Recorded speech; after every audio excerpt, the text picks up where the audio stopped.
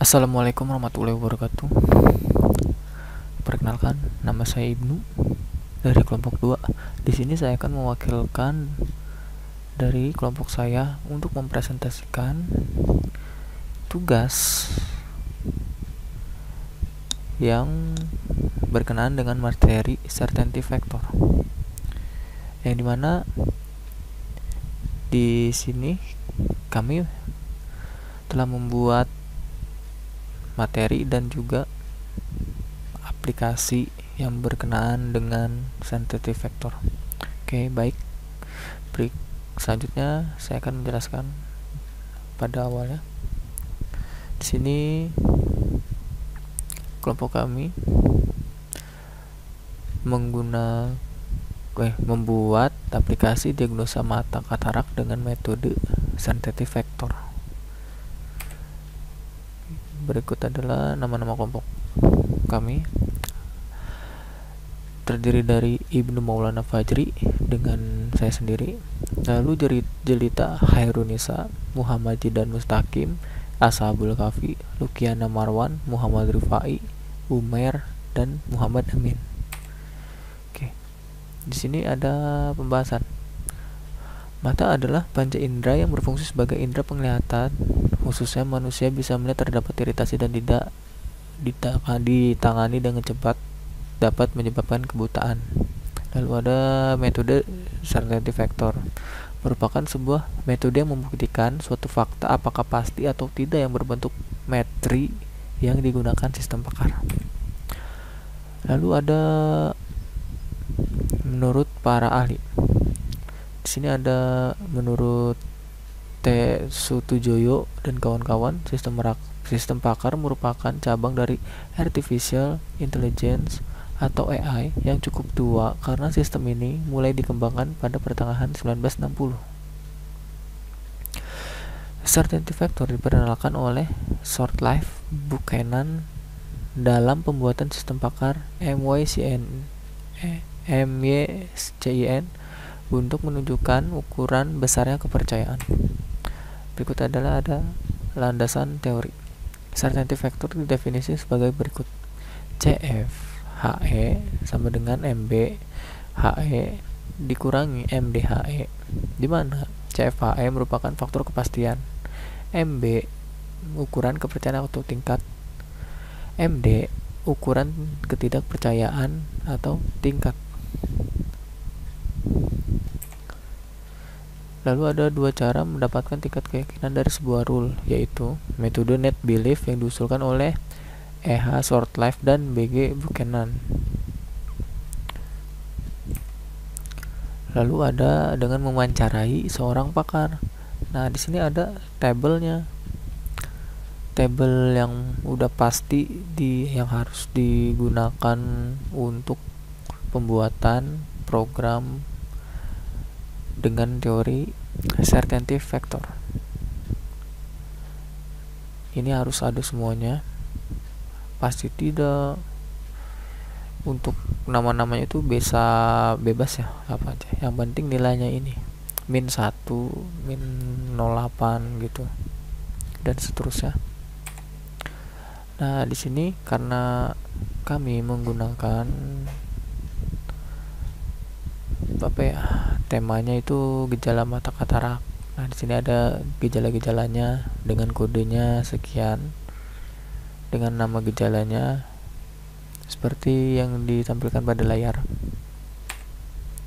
Nah, di sini ada jenis mata katarak. Jadi, jenis mata katarak ini bisa ditentukan apabila gejalanya ada yang mendekati ke nama jenis penyakit kata katarak ini ya.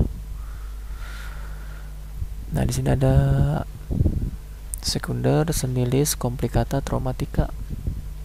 Oke. Nah, ini nih seperti yang saya jelaskan tadi. Kita nggak bisa membuktikan seorang pasien itu mengidap penyakit katarak apabila tidak ada gejalanya. Nah, di sini ada nilai-nilainya. Untuk CFP01 itu gejalanya penglihatan kabur, pandangan berasap, penglihatan ganda, dan penglihatan warna memudar atau tidak jelas, sesuai urutan ke bawah ya. Dan seterusnya juga sama seperti itu. Ini kaidah aturan. Kaidah aturan itu sama seperti bobot nilai ini, tapi ini lebih dipersingkatnya.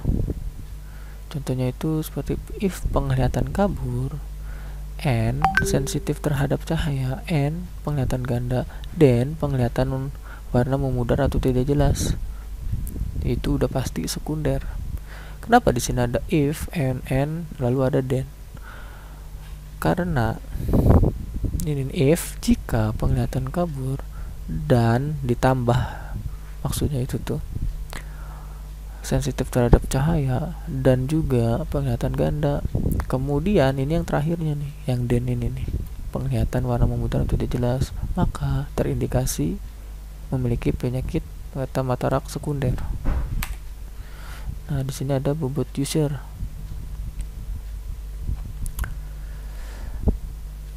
Bobot user ini menjelaskan jawaban user dan bobot dari jawaban yang dipilih user saat berkonsultasi. Nah, di sini ada presentasi keyakinan. Apabila presentasinya itu 0 sampai 90%, Anda sedikit kemungkinan atau kemungkinan kecil mengidap penyakit tersebut. Apabila presentasinya 61 sampai 79, maka kemungkinan besar. Lalu 80 sampai 99 hampir pasti dan 100% sudah pasti, kayak gitu. Nah, di sini ada contoh perhitungannya ya. Nah, ini seperti yang tadi tuh. Yang kaidah if penglihatan kabur, N sensitif terhadap cahaya, N penglihatan ganda, dan penglihatan warna memudar atau tidak jelas. Nah, untuk melakukan penilaian dari setiap gejala itu harus diberikan nilai. Apabila gejalanya tidak diberikan nilai, maka kita tidak bisa menghitungnya secara rinci. Nah, di sini kan sudah ada penilaian dan juga sudah ada jawaban dari usernya nih. Ada yakin, tidak tahu, cukup yakin, sama yakin. Nah, memiliki kaidah-kaidah ini memiliki 4 premis, dipecahkan menjadi premis tunggal sebagai berikut.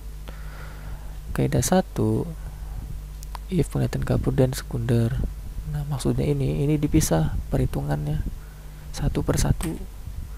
Lalu kangka kedua, dihitung nilai CFC dengan mengalikan CF pakar dengan CF user. Di sini ada contohnya. Kaidah 1 itu CF pakarnya itu 1, lalu dikalikan dengan CF user.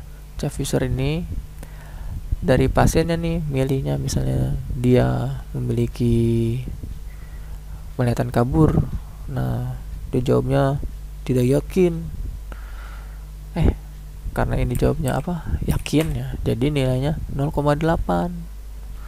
Lalu dikalikan sama CF pakar dan hasilnya 0,8 dan seterusnya juga seperti itu.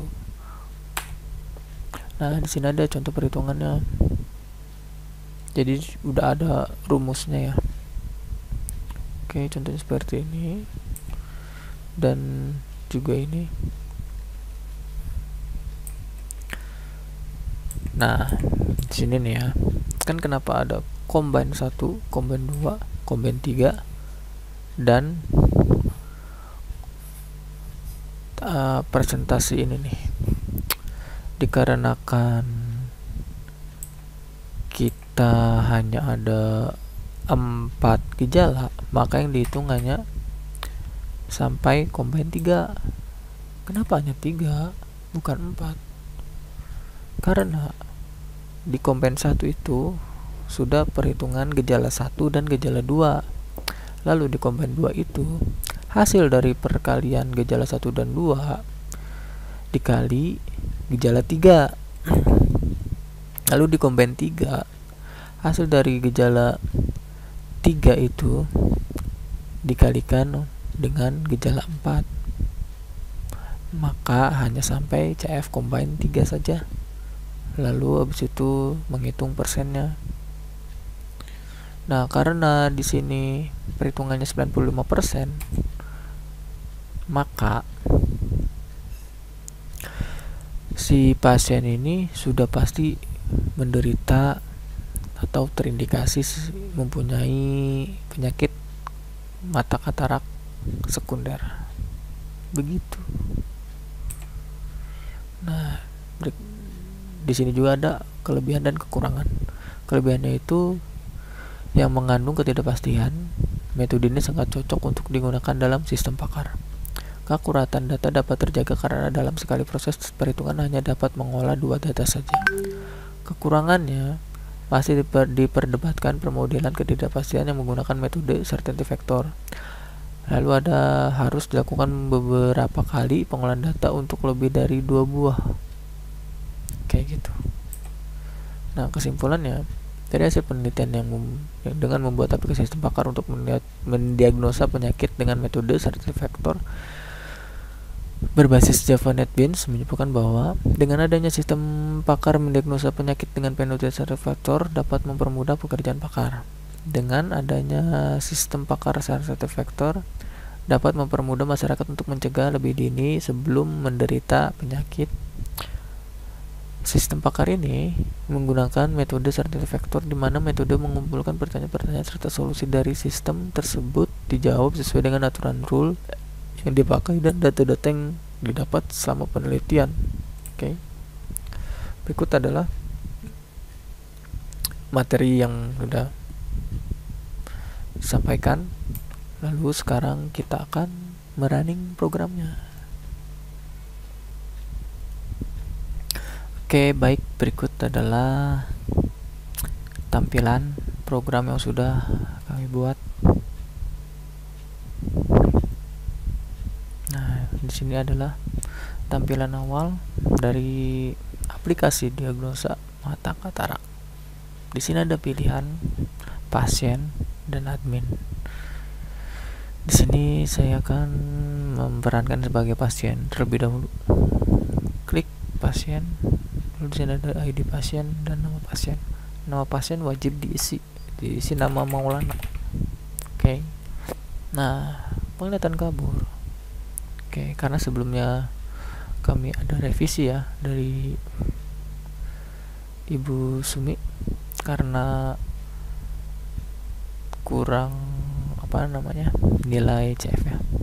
Tapi di sini sudah diperbaiki. Oke, di sini ada pilihan. Nah,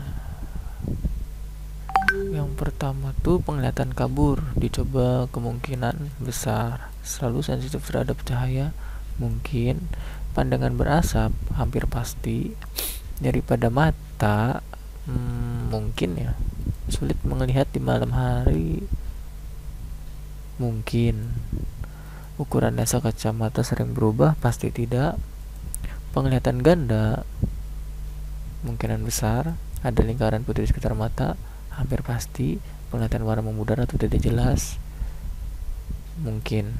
Lalu habis itu submit. Nah, ya, di sini nih hasilnya tuh ada banyak poinnya. Ada sekunder 78, senilai 93, komplikasi 82, traumatika 84. Berarti yang lebih dominan itu penyakit mata katarak senilis. Berarti pasien atas nama Maulana ini sudah kemungkinan besar menderita senilis. Nah, di sini ada button tanda tanya. Nah, di sini ada solusi itu. Tuh.